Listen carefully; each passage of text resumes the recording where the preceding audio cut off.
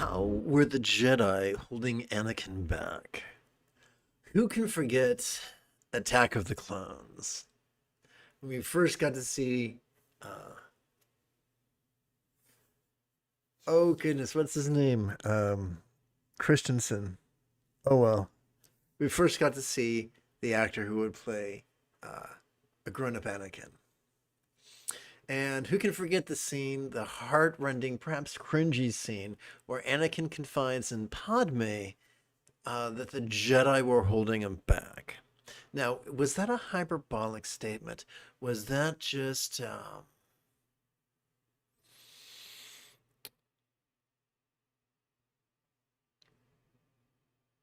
or was there something to it? If the Jedi were holding him back, what would be at play? Well, the answer lies in our review of the Tao Te Ching. The Tao Te Ching talks about yin and yang, but not in a medical sense and not in a metaphysics sense, but in a philosophical sense. And numerous careful readings of the Tao Te Ching will show us patterns. And we'll see that when one is a minion of yang, one tends to be rigid, fearful, control. Oopsie, let's try this again. Rigid, fearful, controlling, elitist, cryptic, competitive, and cruel. Not very warm and cuddly. However, when one is flowing from a place of yin, one tends to be flexible, loving, laid back, egalitarian, lucid, cooperative, and kind. So when we look at where the Jedi were at, remember the Jedi were in decline at this point. This was not the High Republic. This was not the pinnacle of the Jedi. This is when the Jedi had slid into being rigid, fearful, controlling, elitist, cryptic, competitive, and sometimes downright cruel.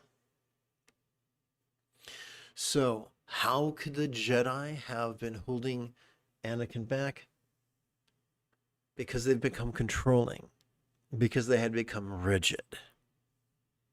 This is not unique to the fictional group of people we call the Jedi. Wherever there are humans, there's going to be a healthy demographic who are just like this.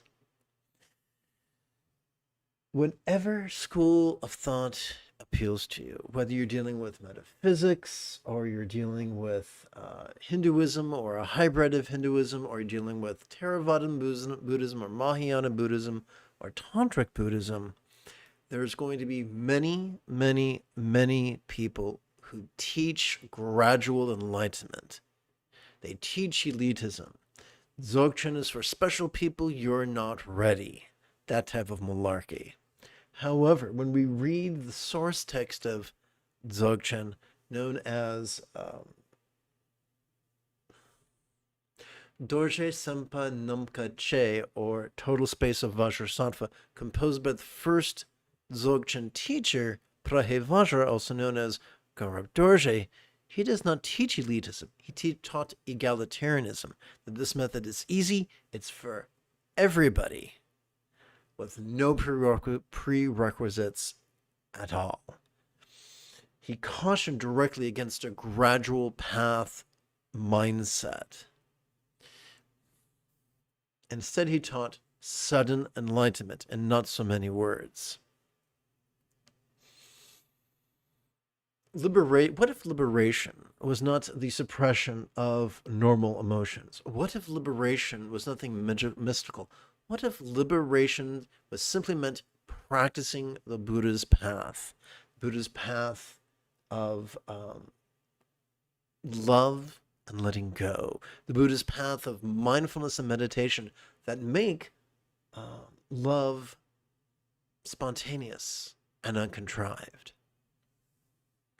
Well, then enlightenment would not require lifetimes or decades. It could be done rapidly, even in a week. What if enlightenment was simply mastery of the Buddha's techniques, being so competent at the Buddha's techniques that one practices them spontaneously, habitually, easily, and effectively? So here's a thumbnail sketch of everything you need to know to become a Buddha. We'll begin with mindfulness. Every time we breathe in, whether we know it or not, we access the ancient part of our central nervous system known as the sympathetic nervous system. It's universal to all complex life forms. Anything that isn't an insect. So specifically, it's ensconced within the thoracic region of our spinal cord, the part that really corresponds with our rib cage. Every time it's wired in such a way as to not support active concentration, which is why when you try to actively concentrate, you get so damn cranky. So what does the sympathetic nervous system support? Simply perception. It helps us to perceive vulnerably, passively, viscerally, and randomly. As is illustrated by the 12-syllable recitation, perceiving this very turbulent play of mind. Let's focus on the phrase play of mind. There are a bunch of boobs out there saying that you can't have a monkey mind, you must think about nothing, or you suck, and not in the fun, tingly way. Well, these guys are mistaken. Our minds have evolved to notice sights, sounds, sensations, flavors, scents, and the like. Our minds have evolved to emote, intend, reason, recall, and imagine. We evolved to notice these things. We evolved to notice all kinds of things: the external, the internal, the physical, the mental, the pleasurable, the painful, the interesting, the boring, the glorious, and the grotesque. Now, what do we do with these things? Well, we meditate upon them, but how does that work? Every time we exhale, whether we know it or not, we access our parasympathetic nervous system ensconced within both the lower lumbar region, the tippy top of the cervical region of our spinal cord. It has evolved to support our physical relaxation and our mental release, as is illustrated by the 12-syllable recitation, relaxing into mind's non-graspable nature. Now, non-graspable nature is not literal, it's figurative. Allow me to demonstrate. Every time we relax into our exhalation, whatever we noticed during our previous inhalation could begin to feel less graspable, as if it was utterly non-graspable. So we're not saying things don't exist. We're saying when we breathe in, they feel very real. When we relax into our exhalation, they feel less real and easier to let go of. So I'd like to wrap this up in a big red bow by citing the 6th verse of the source text of Dzogchen that I mentioned a few moments ago. The great miracle, and this is talking about full enlightenment, the great miracle is not difficult. Why not? Don't I need special qualities and capabilities? Well, funny you should mention that. All qualities and capabilities, through the subtle understanding of the authentic condition, immediately arise from oneself. Well, it seems like I need a subtle understanding of the authentic condition. How do I get that? Well, you're not going to get it through coarse understanding. You're not going to get it through, superstitious blind faith or pseudo-intellectual skullduggery, because this is subtle. And there's nothing subtle about writing book reports. How do we understand the authentic condition? Simple. As we breathe in, we notice vulnerably. We don't concentrate on something. That's a contrivance. We're vulnerable to the present moment, whether it's good, bad, or ugly. That's authentic. Our understanding of it comes that when we exhale, we physically relax and allow our mind to at least somewhat mentally release. That creates not a coarse understanding, but a visceral understanding that creates the enlightenment the Buddha offers us. What is the freedom the Buddha offers us? Is it freedom from the presence of our destructive impulses? No, it's freedom from their tyranny. So you can notice a destructive impulse, but by relaxing into your exhalation, we are freed from the tyranny of our impulses that really frighten our dog. I look forward to chanting and meditating with you after approximately 40 seconds of housekeeping. This is Lama Jigme Gyatso of the Buddha Joy Meditation School. For more than 30 years, I spent more than 8 hours a day every day, studying, practicing, and then reverse engineering all the teachings and techniques of each school of Buddhism so that you would not have to. I play the Yoda to your Luke Skywalker so that you can quickly and easily become the person that your dog already thinks you are. Welcome to Meditate Like a Jedi, which is made possible due to the generosity of viewers just like you.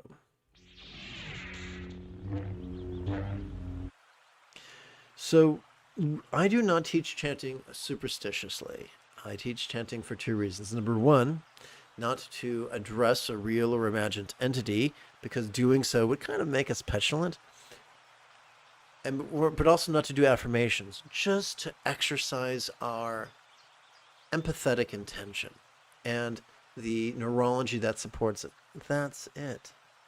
I found that most people feel more comfortable with a bit of structure. They like to begin and end their meditation with a bit of the old loving kindness. And who can blame them? So we're going to practice two versions. Our first recitation is going to be more literal, and it's going to be set to a triplet chant together. May I liberate all beings from the tyranny of hating, craving, and clinging by relying on thee.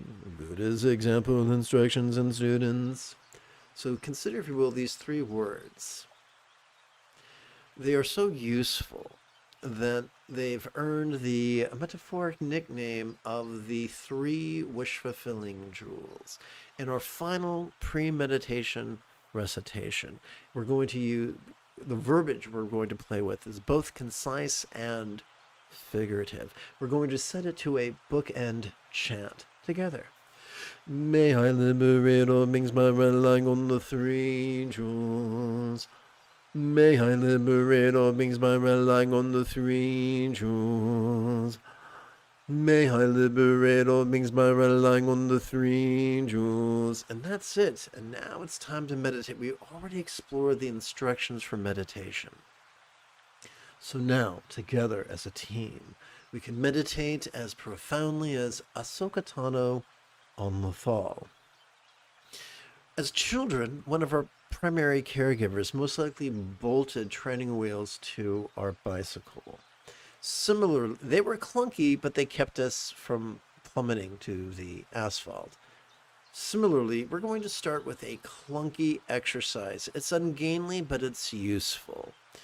It's a 12-syllable exercise. As we breathe in, we could silently and mentally recite, perceiving this very turbulent play of mind. As we exhale, we could silently and mentally recite, relaxing into mind's non-graspable nature, in harmony with our inhalation and exhalation, and harmony with our awareness and our relaxation.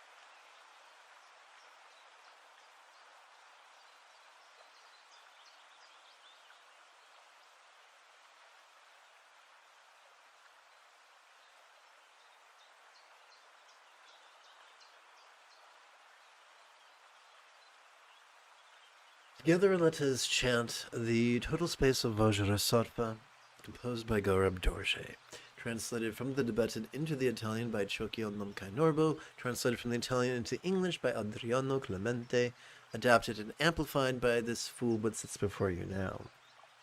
Together. I pay homage to the Bhagavan glorious Vajrasattva. The total space of Vajrasattva is the ever good and immense ultimate dimension of phenomena. Being the pure total path that liberates all.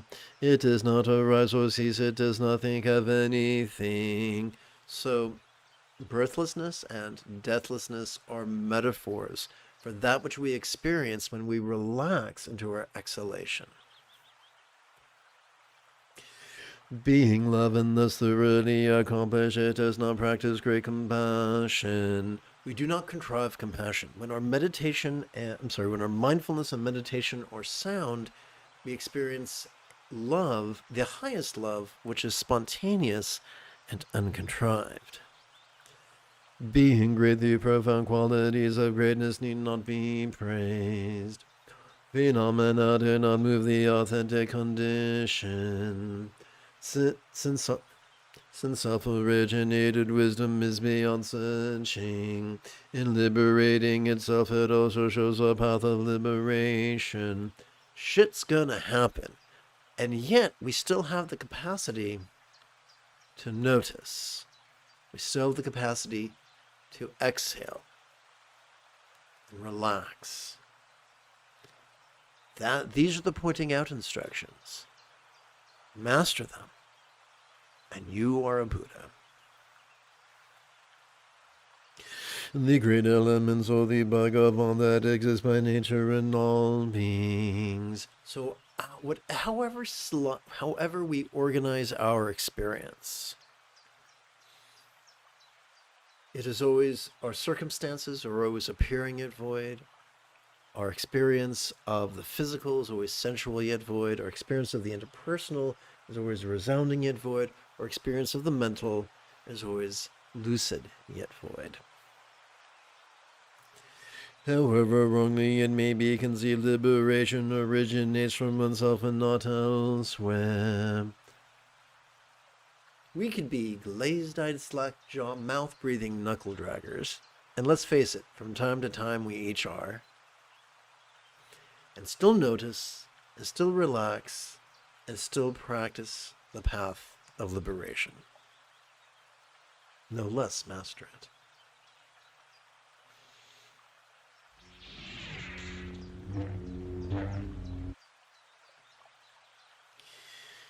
We now remove the first of two metaphoric training wheels and reduce our exercise from 12 syllables to 3 syllables.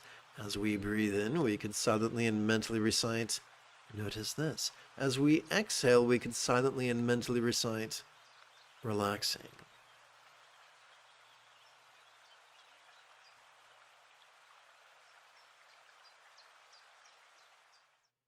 Welcome aboard.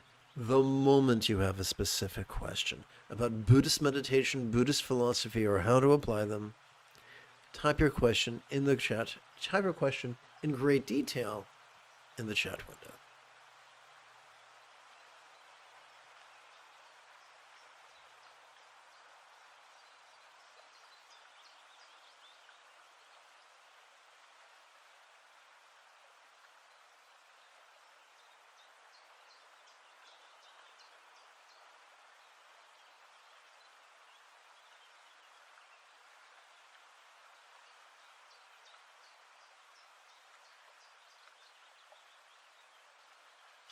Ninety percent of the time, just playing with notice this, relaxing is sufficient. But sometimes, folks, just sometimes, it feels like our mind is slapping us about the head and shoulders. And so when that happens, we can take the highly turbulent experience and harness it through the cunning use of labels. You'll notice all these labels are 3 syllables. Appearance, resonance, sensation, this flavor, this fragrance, it's tough one to pronounce, emotion, intention, cognition, recollect, imagine. No, it's not our job to perfectionistly select the perfect label at the perfect time. Give yourself permission to be sloppy. Think back to your best experience of lovemaking. It was sloppy, it was messy, it was sweaty, it was fun. Meditation is the same way, although you can do it with your clothes on. Meditation, it's allow yourself to have a learning curve. Despite the ravings of rigid fundamentalists, be gentle with yourself.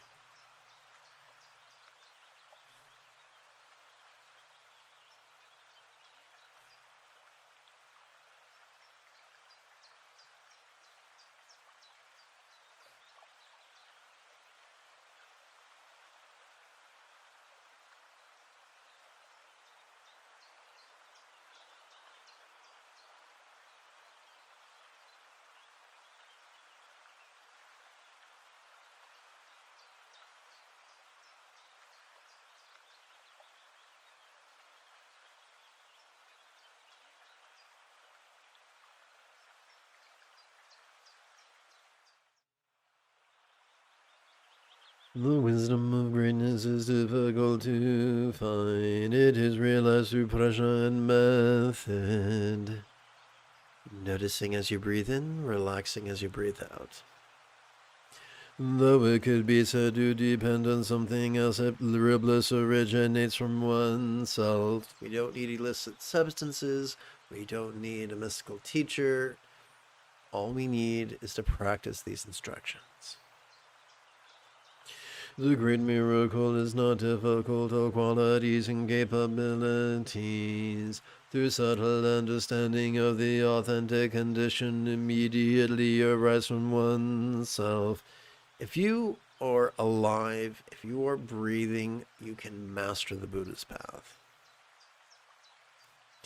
Meditation is relaxing without seeking. In the dharmata that does not appear visibly.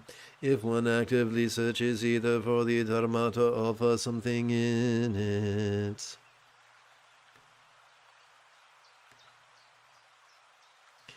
The natural condition will never manifest. The supremely secret reality cannot be heard through the sense of hearing. Likewise, it cannot be expressed by the tongue, not even in the slightest. I don't care how eloquent you are. I don't care if you are William Shakespeare himself. You cannot describe the scent of a rose or the taste of an apple. How much more so with enlightenment? We now remove the second of the two metaphoric training wheels and reduce our exercise from 3 syllables down to just 1. Here's our primary work. As we inhale, we could silently and mentally recite the demonstrative pronoun. Notice this. As we exhale, we could silently and mentally recite the monosyllabic verb ease, which functions as a synonym of relax.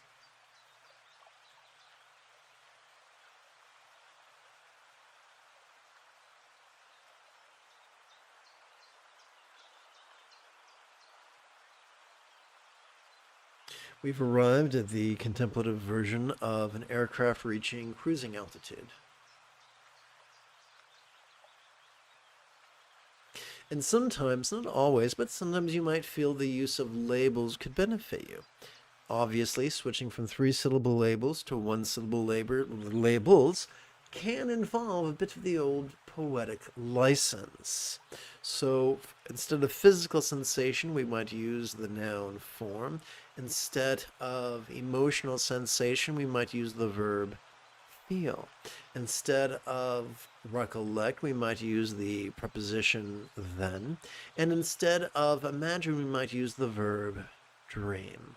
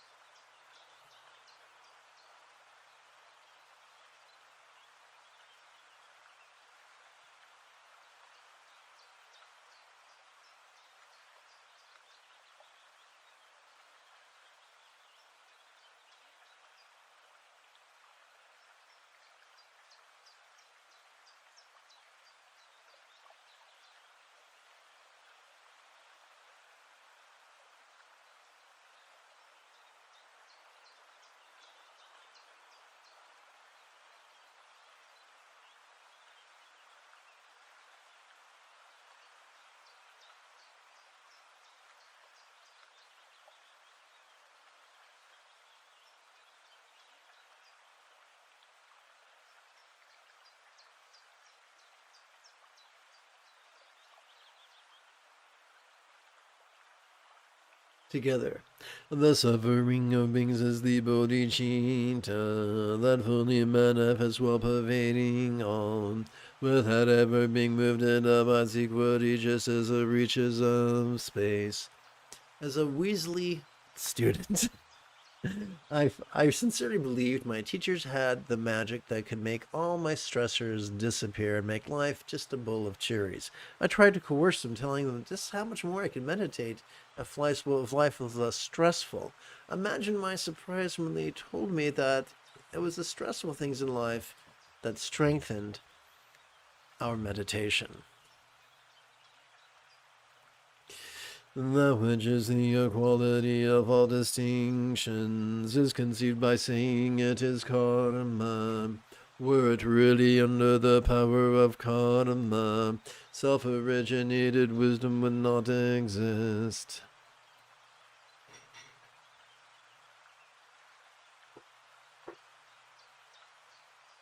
So this verse makes it very, very clear that the author is happy to use figurative speech.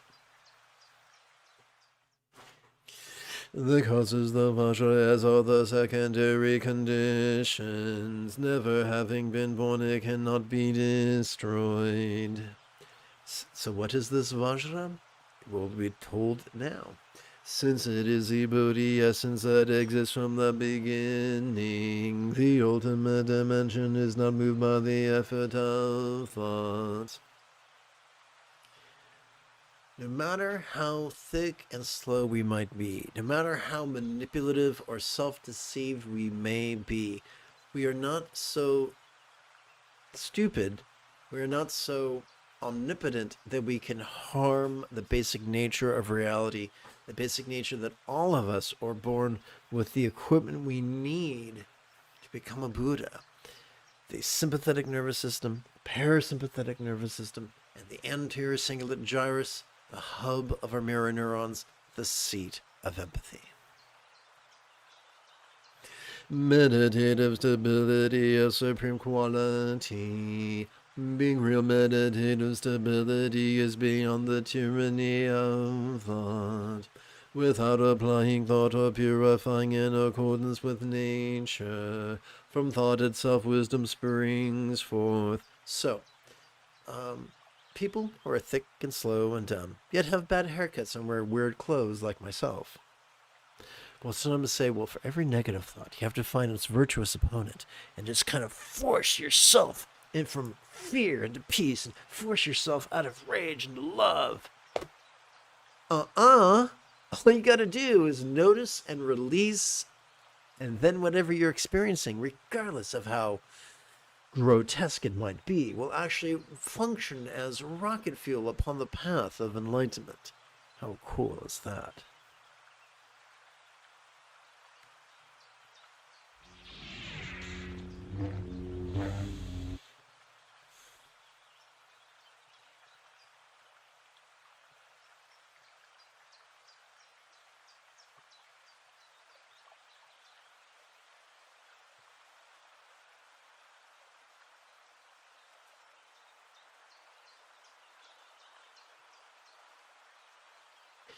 When people say, man, I'm screwed, it's karma, they're more than scared. They're falling into rigidity. And rigidity is kind of like this. I can't control anything. Therefore, I must control this one thing right here. It's going to give me a sense of safety if I can just control it. That's understandable, but it's not accurate. Rigidity will make us hesitate. Hesitation will make our worst nightmares come true. That, of course, is a paraphrase of something Bodhi said to Johnny Utah in the first version of a fun movie that came out in the 90s. Oh well.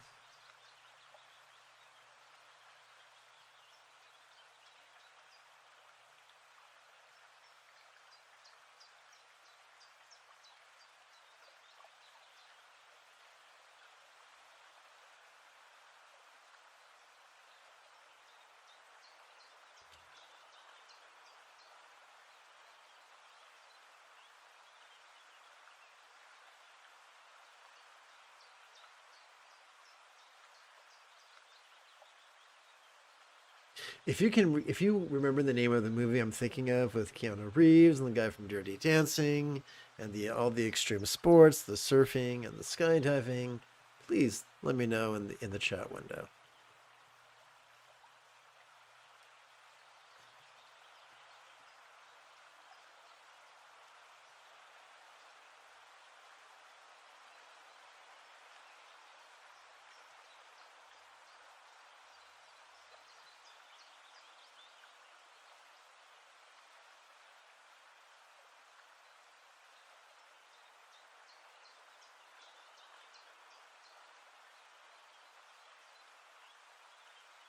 Putting the expression. Here we go. Point Break. Thank you, Logan. Well done. Well done. That's the first time that was funny. I don't like chase scenes typically in movies. They put me to sleep, but they did a chase scene on foot, and the guy who's running is throwing obstacles at the cop. He's throwing, Fed. He's throwing gates. He's throwing pots, and at one point he throws a pit bull. Oh, that movie is such a guilty pleasure. By the way, if you just tuned in, if at any point you have a specific question about Buddhist meditation, Buddhist philosophy, or how to apply them, simply type your question in great detail in the chat window. Coining the expression gateway to the subtle together. They seek the path by isolating the mind, maintaining isolation in a secluded place. If we examine well, this is conceptual meditation. Whenever we indulge our rigid, controlling tendencies, whenever we practice any form of asceticism, disaster will always ensue. We evolve to be social creatures. No matter how curmudgeonly you are, we still have that impulse, no matter how weak, to at least interface with someone sometime. And if we deny ourselves the ability to socialize, to say hi to a neighbor, we do more harm than good. They coin the terms cause and effect, but both virtues and negativities dissolve completely.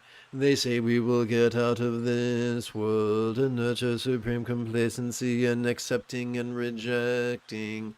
What? What is the fundamental duality? Pushing and pulling, dreading and desiring, hoping and fearing. We do not use karma as a tool to coerce ourselves into doing the right thing or refraining from doing the wrong thing, for that is not love. We refrain to do the wrong thing because we don't want to harm anybody ever. We choose to do the right thing because because our mindfulness and meditation has supported the highest love, which is spontaneous and contrived, which is higher than emotion. It's intentional, which means you can feel like a cranky bastard and still choose to be decent. Attachment and non-attachment are the path of words, and something in the middle is the same like an echo.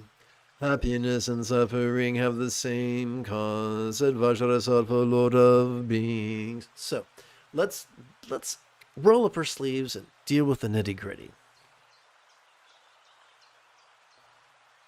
Let's deal with the idea of tantrums. Tantrums are cringeworthy in a child, unacceptable in an adult. And yet, there are some neurological situations that are prone to meltdowns. Sometimes they're external, sometimes they're internal, sometimes there's a meltdown, sometimes there's a shutdown. I'm looking at autism, I'm looking at ADHD. These are not character flaws. These are symptoms of a neurological disorder. Sadly, we live in a culture where cops are called for psychiatric interventions with pistols drawn, and often results in the injury, no traumatization, and sometimes murder of the people supposed to be checking in on. Welcome to America. Did you bring your vest? So If you're neurodivergent like me, if you are prone to meltdowns, it's not your fault you're prone to meltdowns, but as an adult, it's important to do what you can to cobble together a support system so that you don't melt down. Because you don't want to get a stroke and you don't want to go to jail. And we live in a weird world where that is a possibility.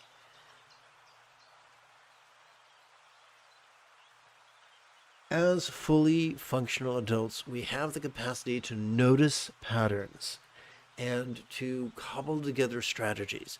Yes, that's no guarantee that each strategy is going to work perfect each time, but we can learn from our failures or the failures of the strategies and put together better strategies and better strategies. And sometimes, we go to action movies and we see a hero or a heroine triumph over insurmountable odds at great personal expense. But they do it. They save the world, or they save the hostages, or they save the day somehow. When you're neurodivergent, you might experience the same triumph, difficult triumph over insurmountable odds, simply not to have a meltdown. That makes you a hero. You can't help, we can't help that we have challenges, physical challenges, or neurological challenges, or immunological challenges.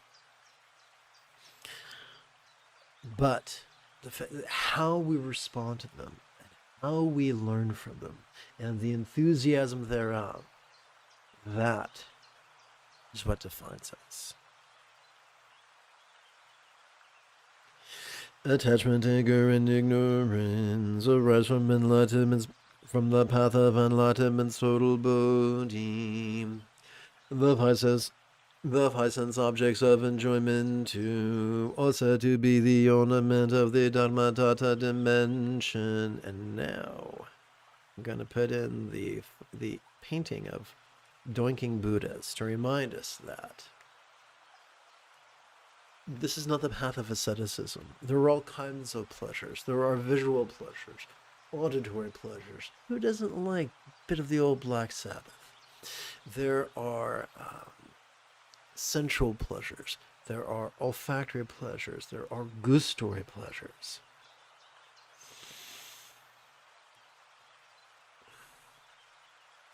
And while a life can be squandered chasing them,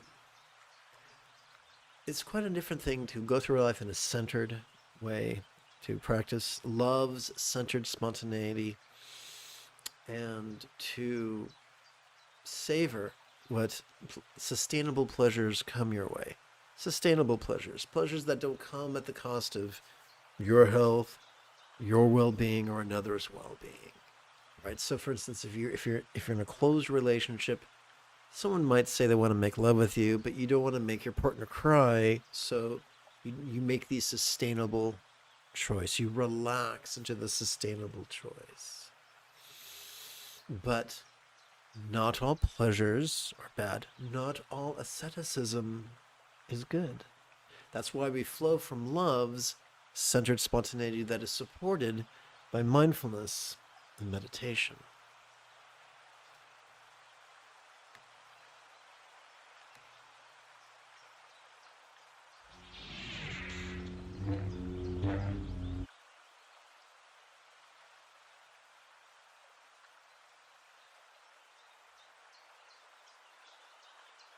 I saw the first season of Altered Carbon. Absolutely love that. And there was a phrase from Altered Carbon. I think it was on Netflix. Absolutely loved it. I'm going to paraphrase it. If you know the exact quote, please share it with me. We are emissaries. We accept what is given. Now, those emissaries are pretty sociopathic, but in a toned down sense, we sustainably accept what is given. Or we sustainably respond to what is given.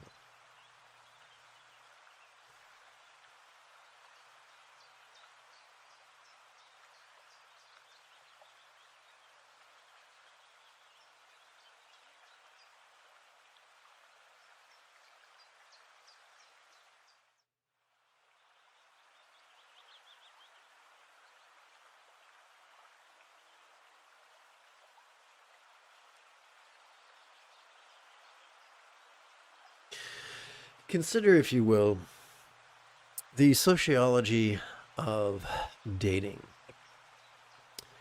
Heterosexual men typically the dating experience of heterosexual men is typically a study in scarcity, where they are lucky when they get lucky when they find someone who will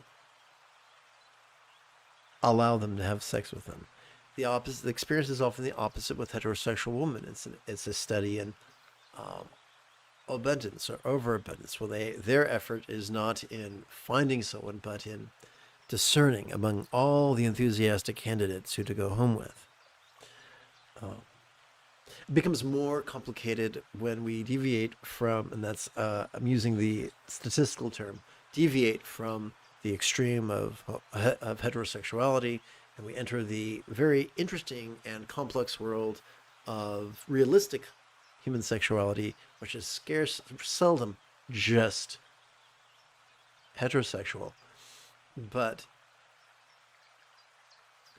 it's a pansexual. When I've put it out there in the gay community, I had a surplus of people volunteering to date me, and I had to parse it out. I'm not sure what it's like to be a woman in the lesbian community, but that dynamic is interesting. That it is an intensity, but a polarized intensity, a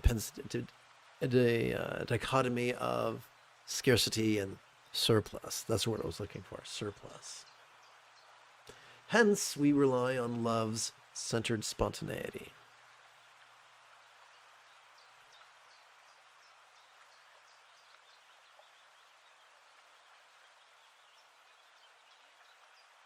Now, this is going to be sexist, sounds sexist, but as one who's dated both men and women, I can tell you, damn, a lot of men tell a lot of lies.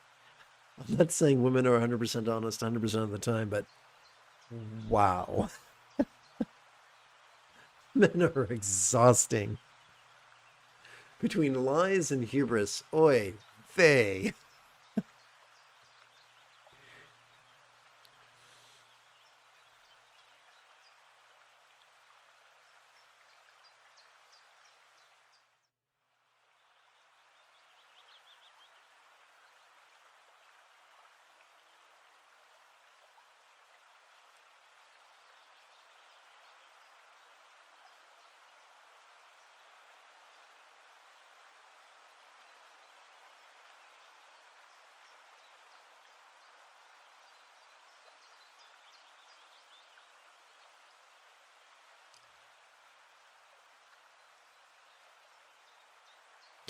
Space is beyond the rising of thought, and thought itself is like space, without attachment from space dedication. One's great aim manifests as space. Welcome to the world of effortless manifesting. We don't get exactly what we want exactly when we want it. We often get something that's better. A better thing in a better way at the best time. But it is profoundly sustainable. Thought-free equality is the Dharmakaya, mastery of awareness and letting go. Like the moon's reflection in water, it cannot be grasped. Through the energy manifestation of Samantha Mantra, the Alikali of or vowels and consonants are profoundly displayed. Through the and the beautiful Tadipa and their emanated branches. In the sphere of experience of the whole Buddha, profound voice of the Buddha arises.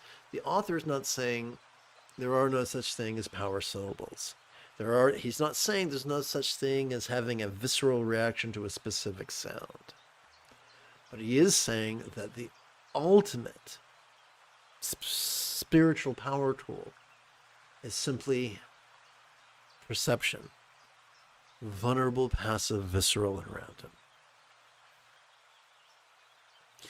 Wonderful the sphere of experience of the moon is not a place to be found by searching. And like the phenomena of the six senses, it is also not an object we should grasp after. Those who search for it are like the blind reaching for the sky. Every boy should live with a kitty cat before they hit puberty to learn the idea of boundaries and consequences.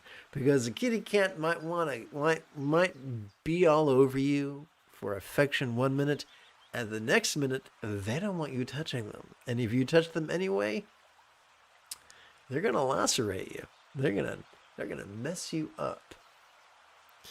So, regardless of the logic, illogic, or equity or inequity of a kitty cat's boundaries, they're still boundaries.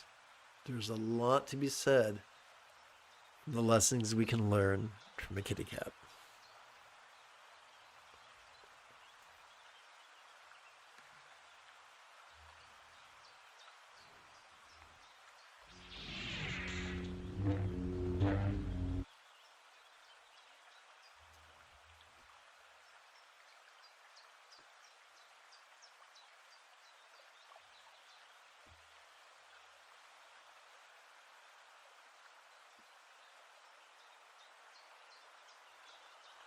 Welcome to the live stream.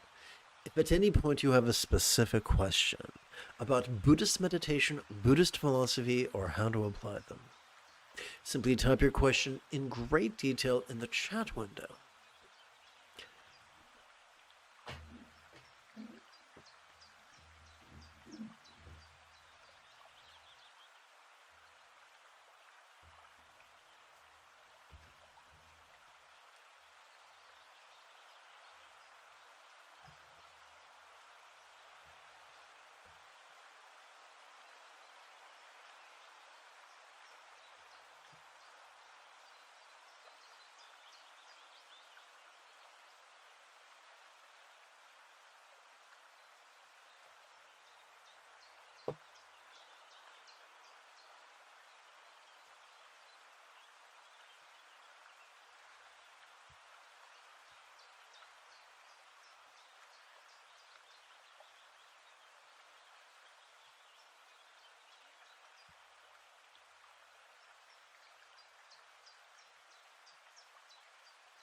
The gradual path of purity that leads higher and higher does not correspond to the nature behind action. Were there really a path to tread just like the bounds of the sky, one would never arrive. So that was the lesson, object of this morning's lesson, that a gradual path does more harm than good. The authentic condition being thus by being shown as it is attained. As it is the very essence, its manifestation arises from it, oh how marvelous. This shit works. Noticing in harmony with her inhalation, relaxing in harmony with her exhalation is the quickest and easiest path of enlightenment. Time past and time present, or the authentic time past and time present, or the authentic condition that is complete in its own place. Likewise, its path is the same. This is its very nature. We're allowed to experience memories. We're allowed to experience fantasies. We're to be vulnerable to our perceptions, be they glorious or be they grotesque. The universal path that is the same as that is like the moon and the basis of its reflection. As it is the absolute equality of all, it is not realized with a limit in view. All rigidity and controlling tendencies surface poorly upon enlightenment's path.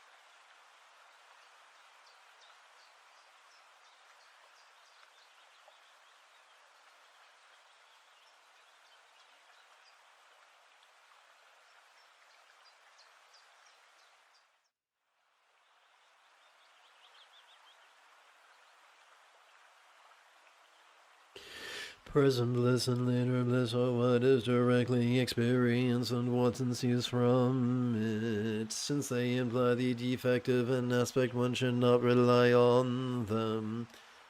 Only a boob would tell you there is no bliss to be had from noticing and releasing. There is plenty of it. But if we chase bliss, if we chase various sensations, if we chase energy phenomena, we will miss the forest for the trees. Oh, look at that.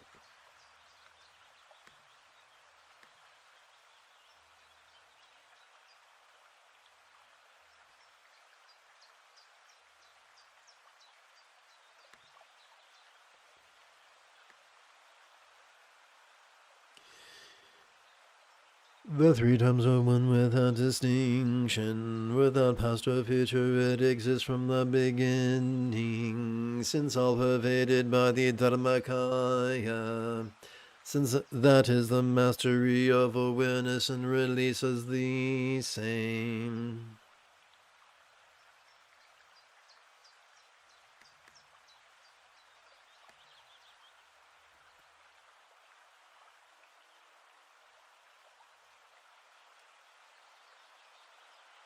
Once again, we do not get a cookie for ignoring the past or ignoring potential futures. We practice perception with great vulnerability, vulnerably, passively, viscerally, and randomly. If your brain spits out a memory, that's great. If it spits out a confabulation, that's great. If it spits out a fantasy based on a potential future, let it do that. Whatever we notice, we relax and release. It's the same antidote. It's the same reaction to whatever we perceive, be it glorious or be it grotesque. It abides in nature's total greatness.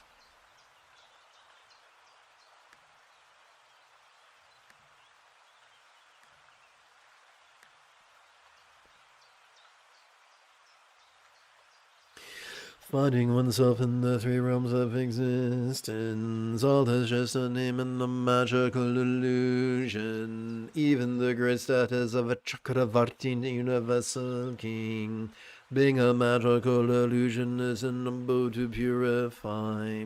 How do we purify? How do we purify what we perceive? By relaxing and releasing in harmony with our exhalation. So if there is such a thing as multiple lifetimes, wherever we go, we notice and release. Whether it's the highest heaven or the deepest hell, whether those things are literal or metaphorical, we notice and release, which frees us from the rigidity of our controlling tendencies. For those whose attitude depends on time, it does not manifest in time. If one practices with an aspiration without being free, the saying on the characteristics of emptiness applies. In other words, drowning ourselves in a great ocean of well-meaning intentions does more harm than good.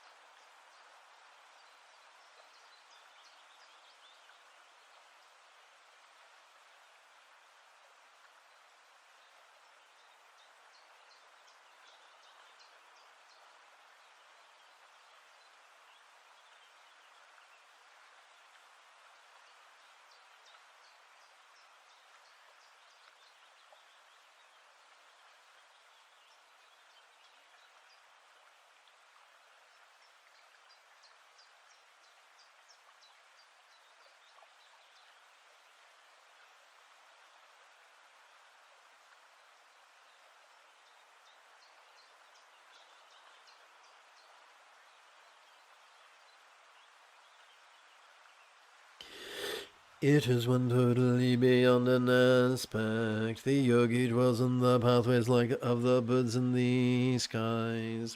In the essence that never occurred and never originated, where are all phenomena supposed to exist? So we do not get lost in the extremes of thinking that things are eternal or thinking that things don't exist at all. Instead, we allow ourselves to perceive or emote or think or imagine whatever we think or emote or imagine or perceive. When we breathe in, we allow ourselves to relax as we breathe out. For that is what we have evolved to do thanks to the play of our sympathetic and parasympathetic nervous systems. By flowing with this, we master the path easily and quickly. Outer and inner are both. The outer is the inner. The profound is not an object of understanding, not even a part of it. Existence is only a name, the power of mistaken existence. Thus one remains separate from the quality of meditation. Back in the 80s, yes, when the crust of the earth was still cooling, a refugee of Anthony Robbins' organization shared with me something he thought was truly profound. The map is not the terrain. Now, this poophead was unable to explain what he meant, so he just threw names at me. But here's the meaning behind the mumbling. We are wired in such a way as to label things as we go through life.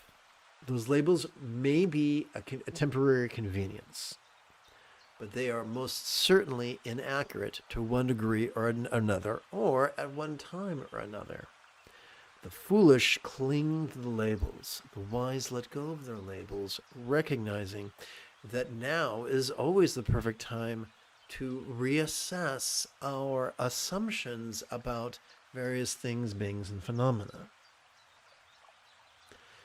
Where the childish are rigid, the wise and adult are flexible.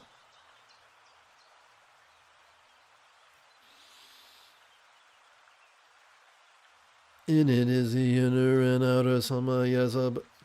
Take two. In it the outer and inner samayasa, but in the nature of the aggregates and sense bases.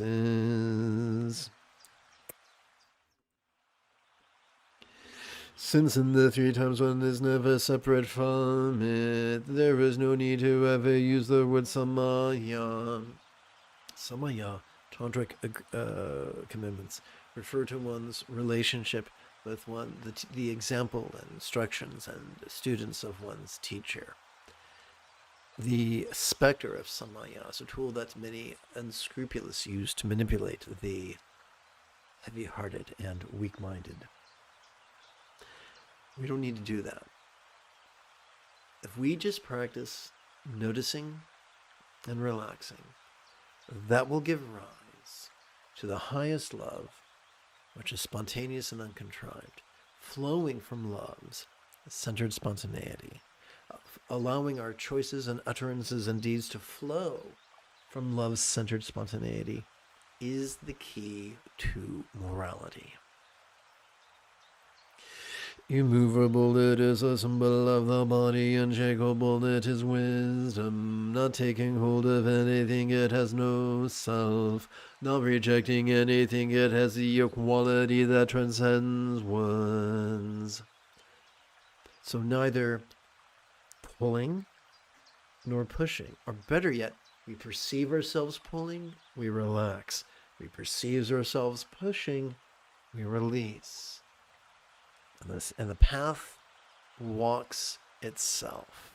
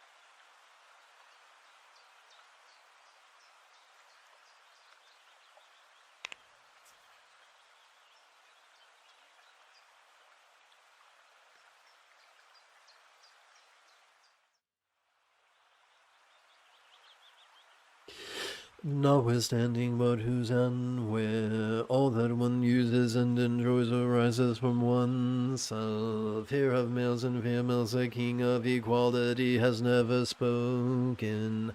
Let us not be imprisoned by our preconceptions of gender, sexuality, race, class, nation, species.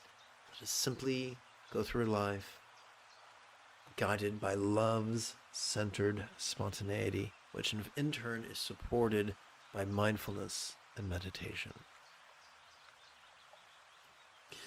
There is no mention of something to accomplish by means of resolute, forceful conduct, but it is deemed that possessing the and the bliss of magical illusion arises. Since nature cannot be defined in one single way, it appears according to how one looks at it. Even the bliss from the effort and wish for its manifestation is a great hindrance and defect. Yes, we can use magic syllables to create magical results, but that does more harm than good. In all the secondary methods for Bodhi enlightenment, one meditates on the attributes of a tantric archetype like the moon's reflection on water. But even if something untainted and unattached results, such meditation is like the sphere of experience of an ordinary person. If you wish to master the Buddha's path, we must remember something that was coined by Paul the Apostle. Although all things are permitted, not all things are profitable. Similarly, although we could perform offerings and visualizations and supplications, even though we could manipulate our bodies and minds with energy work, that often does more harm than good. The quickest path is the easiest path. To paraphrase Leonardo da Vinci, not DiCaprio, although he's lovely, the highest elegance, the utmost elegance is simplicity. What could be simpler than spontaneously noticing and spontaneously relaxing in harmony with the sympathetic and parasympathetic nervous systems accessed through inhalation and exhalation?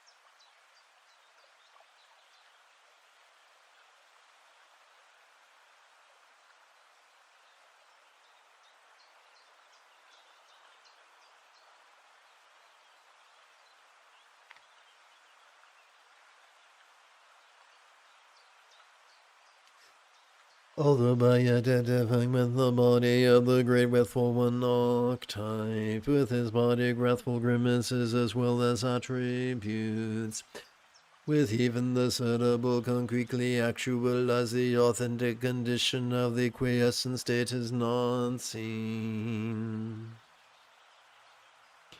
Just because something is more difficult doesn't mean it's more effective.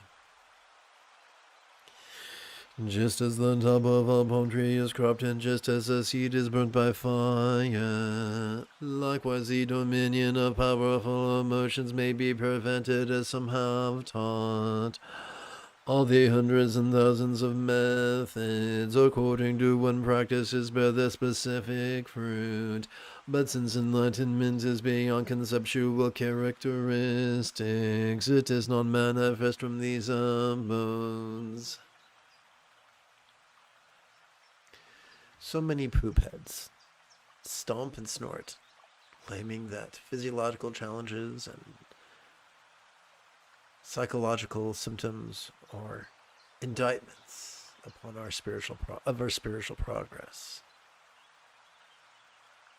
They're not. You can be broken and damaged and differently abled and still rapidly master the Buddha's path.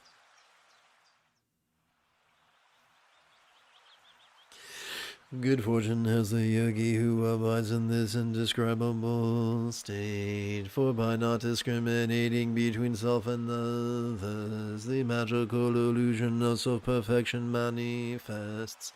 How does that work? You might notice your body, you release. You might notice others' bodies, you release. You might notice your mind, you release. You might notice other people's minds, you release. Having the same response to everyone and everything is the non-duality that enlightens.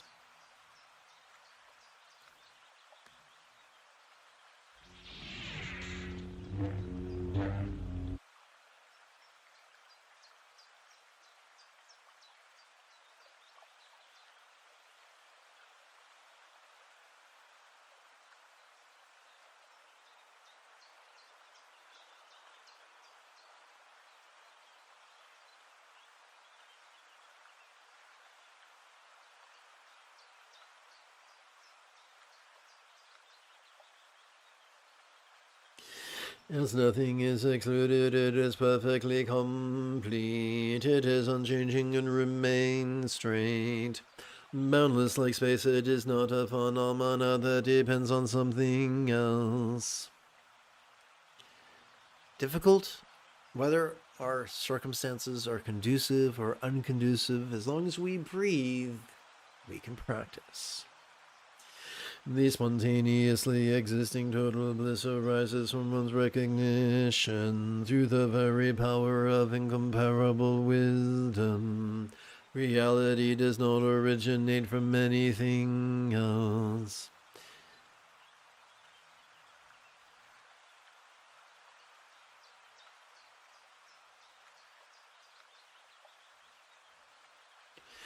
It is easy and difficult. It is difficult because it is easy. It is not manifest directly, but is all-pervading.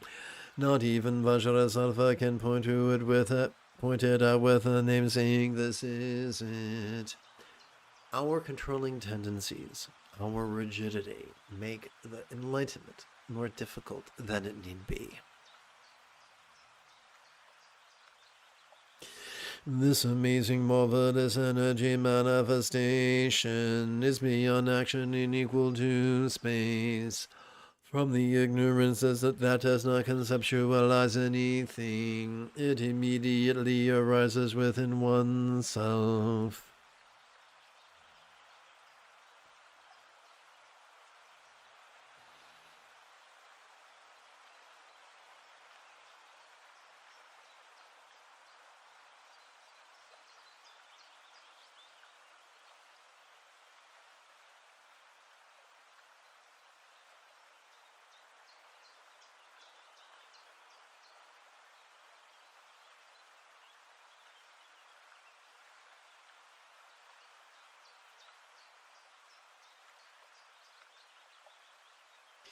This is the path equal for all, that naturally abides in all beings. But since ordinary people are deluded due to defilement, it is like when the doctor has to find the medicine.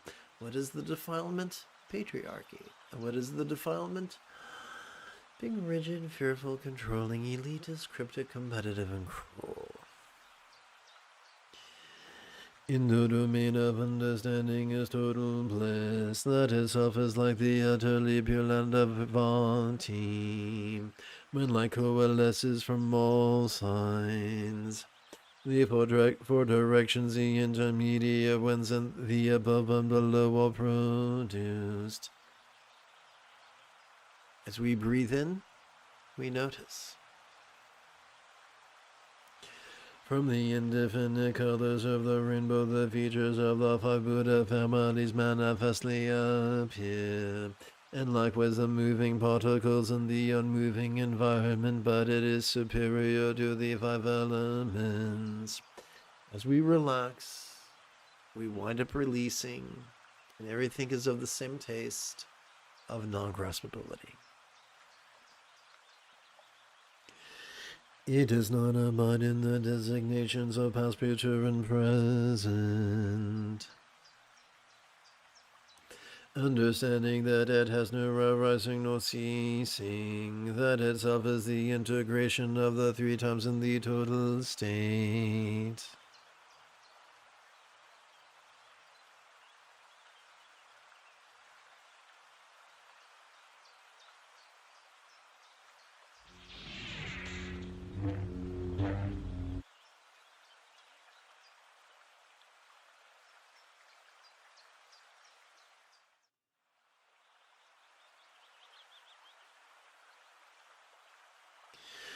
Being equal, there is nothing to arrange gradually. Being one, it is beyond dedicating something in a direction. Although the ornaments of accumulated offerings are arrayed, they exist by that, but since they exist by nature, there is nothing to array. Better an hour spent in meditation than a lifetime squandered in ritual. Being spontaneously present, it is beyond dedicating. Pure from the beginning, it is nectar. The 12 sense bases are not to be particularly focused on with special intention. Easy peasy. Keep it light and breezy. The intention of the mind, the donor, arrays all through the power of perception. In the CD accomplishment that arises from having seen balanced meditation is perfected. We are not enlightened despite what we perceive. We are enlightened because we perceive. Keeping it for an instant is union, experiencing pleasure is samaya, performing the dense movements of method, the union of non-duality is often the simple set of actions of noticing and releasing can be delightful. The very act of doing these things is the fulfillment of all spiritual vows. Giving without holding is the Dharma cake offering. Being beyond action, all activities all completed.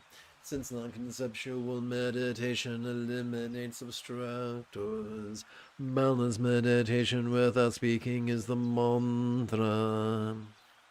Making offerings to the Guru, generosity, and all the other meritorious deeds, without the power of detachment and imperturbability, become a great bondage. Our physical relaxation and mental release are the dynamo which generate these positive attributes. And now we conclude. Therefore, that which is expressed in this teaching becomes obscured when one tries to act towards it. Being thus, if it is conceptualized, it will never be realized. It's an easy path. Let us enjoy it.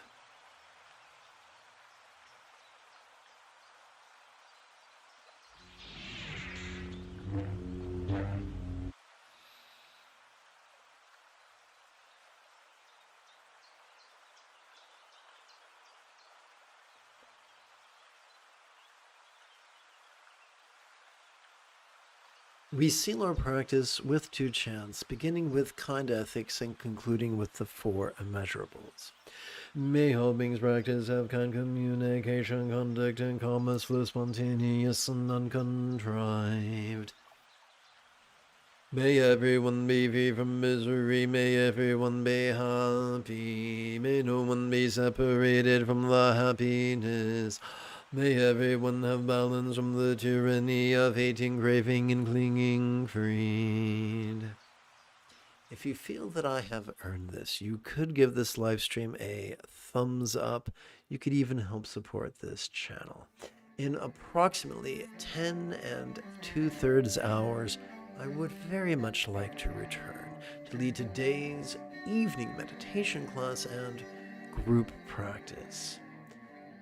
And if you are as geeky as me, this is the way.